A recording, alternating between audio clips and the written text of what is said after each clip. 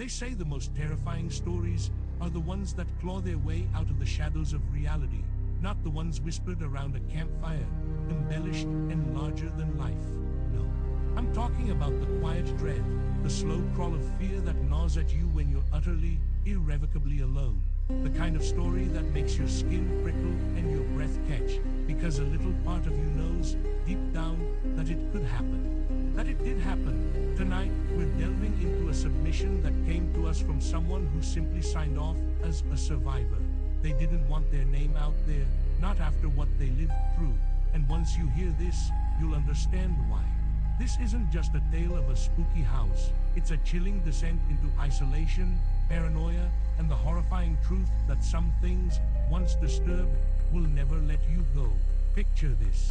A young woman, let's call her Sarah, fresh out of a bad breakup, needing a complete reset. The city had become a suffocating cage of memories. She craved silence, space, a place where the only sounds were the wind and her own thoughts. So when she stumbled upon an online ad for a caretaker position at an old, sprawling estate nestled deep in the Pacific Northwest, it felt like fate, a picturesque escape, a chance to breathe. The estate was called Blackwood Manor. Even the name held a certain gothic charm, a whisper of forgotten grandeur. It sat on acres of dense, ancient forest, overlooking a perpetually gray, churning lake. The nearest town was a good hour's drive, a cluster of rundown buildings clinging to the edge of civilization. Perfect, Sarah thought, utterly perfect. She arrived in late autumn. The air was crisp, carrying the scent of pine needles and damp earth. Fog, thick and milky, often clung to the towering cedars and firs, making the world shrink to a few feet around you. The manor itself was magnificent, a Victorian behemoth of dark wood and stained glass, but it was also quiet. A profound, echoing quiet that swallowed sound. Not just the absence of noise, but a presence of silence, heavy and watchful. The owners, a reclusive elderly couple, were already gone, off to Florida for the winter. They left Sarah a thick binder of instructions, a small advance, and a set of heavy iron keys that felt ancient in her hand. Just keep the place aired, check for leaks, keep the fires going, the wife had said over the phone, her voice raspy. And don't mind the eccentricities of the old house, it has its own rhythm. Sarah had chuckled then, thinking it was just a charming old lady talking about creaking floorboards. Oh, how wrong she was. The first week was idyllic. Sarah explored the house, a labyrinth of dusty rooms filled with forgotten treasures, old books, faded tapestries, furniture draped in white sheets like ghostly sentinels. She'd put on music, loud enough to fill the vast spaces, trying to chase away the pervasive quiet. But even with music, she often felt a strange chill, a sensation of being watched from the periphery of her vision. A quick glance and nothing, just shadows playing tricks. Then came the sounds, not the typical sounds of an old house settling, the groan of timbers, the rattle of pipes. No, these were different, faint, almost imperceptible at first. A soft thump from upstairs when she was downstairs, a gentle scrape across a floorboard in the empty drawing room. She'd freeze, heart hammering, straining to hear it again, but silence would descend, deeper and heavier than before. She tried to rationalize it, raccoons in the attic, the wind playing tricks through loose windows, the house just speaking its age, but the sounds grew more distinct, more frequent. One night, as she lay in the master bedroom, the only room she dared to occupy regularly, she heard a faint, rhythmic tapping. It wasn't regular, like a branch against the window. It was more deliberate, tap, tap, tap, tap. It seemed to come from inside the walls, somewhere close to her headboard. She pulled the covers tighter, listening until exhaustion finally claimed her.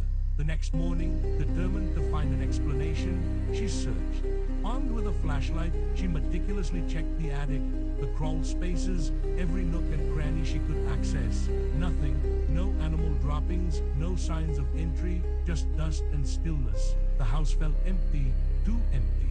But the feeling of being watched intensified.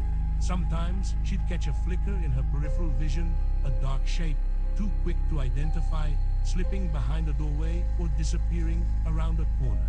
She started talking aloud to herself, just to hear a human voice. The silence, she realized, was becoming its own kind of monster. It wasn't just quiet, it was listening.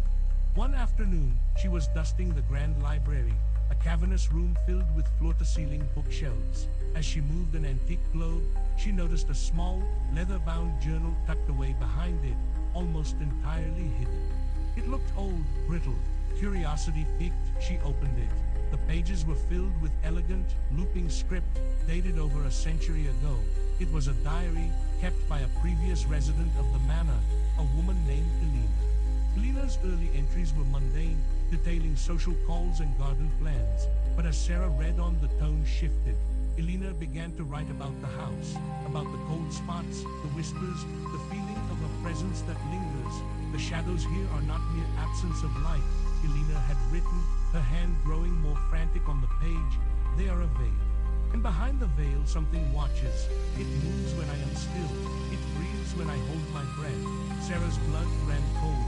Elena described the tapping, the faint scratching, the feeling of being touched in her sleep. And then a series of entries that made Sarah's stomach clench. It wants to be seen. It wants to be acknowledged. I fear it grows bolder with my recognition. It leaves tokens, small, insignificant things moved, a teacup displaced. A book turned to a strange page, little proofs of its presence. Sarah looked around the library, then back at the journal.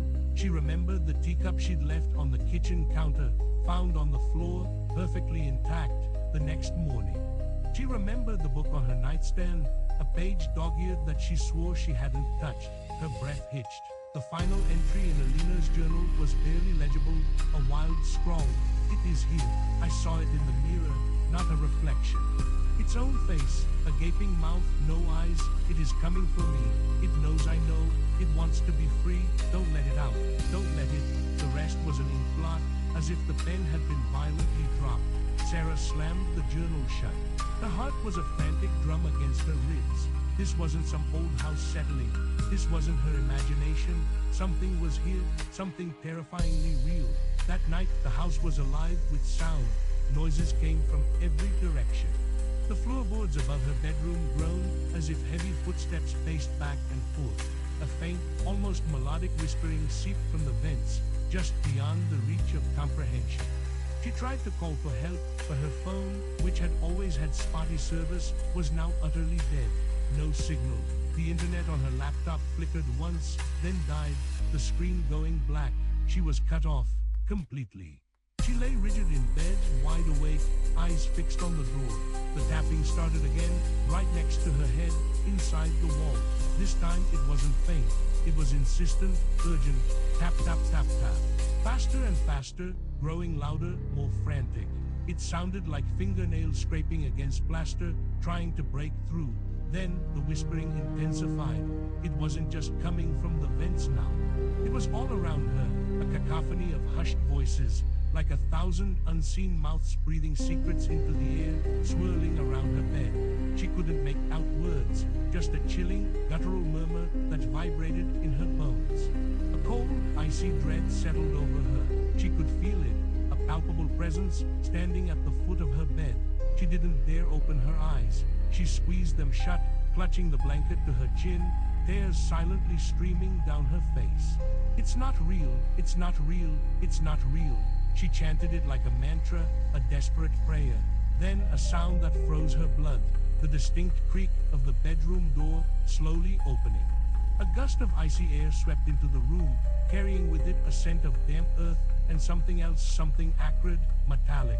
The air grew heavy, thick with a nauseating presence. She heard it then, a slow, dragging sound across the wooden floor, like something being pulled, heavy and uneven.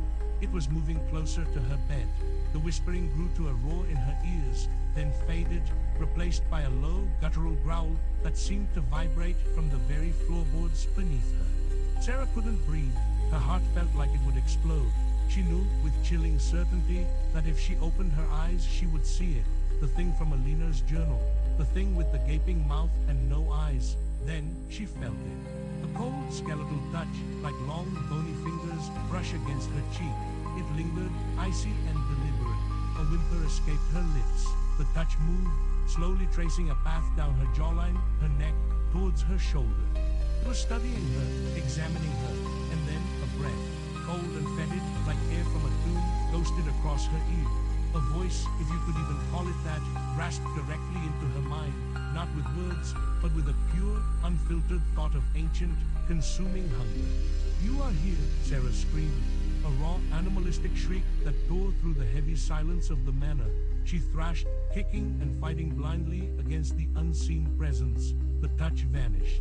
The growl intensified, a furious, frustrated sound that seemed to shake the very foundations of the house. She scrambled out of bed, adrenaline pumping through her veins, a primal fear driving her. She didn't know where she was going, just that she had to get out. The house was a living, breathing entity, and it wanted her. She ran, barefoot, through the dark corridors, the ominous whispers chasing her, the dragging sound echoing behind her. She threw open the heavy front door, gasping for air, and stumbled out into the cold, foggy night.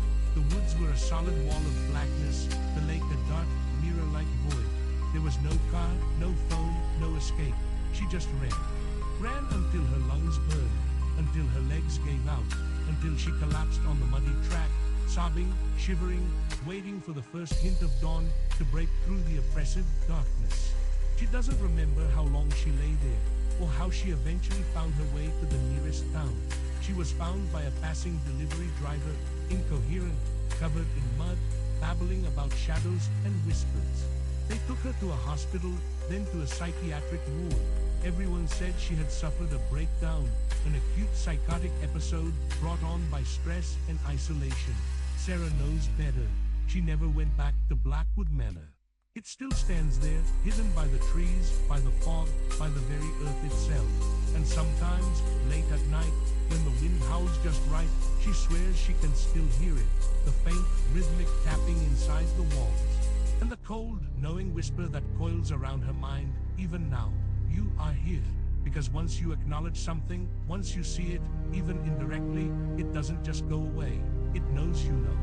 And now it knows where to find you. You opened the door for it, and it followed you out. It's always with you, always watching, waiting, just like it's watching you right now.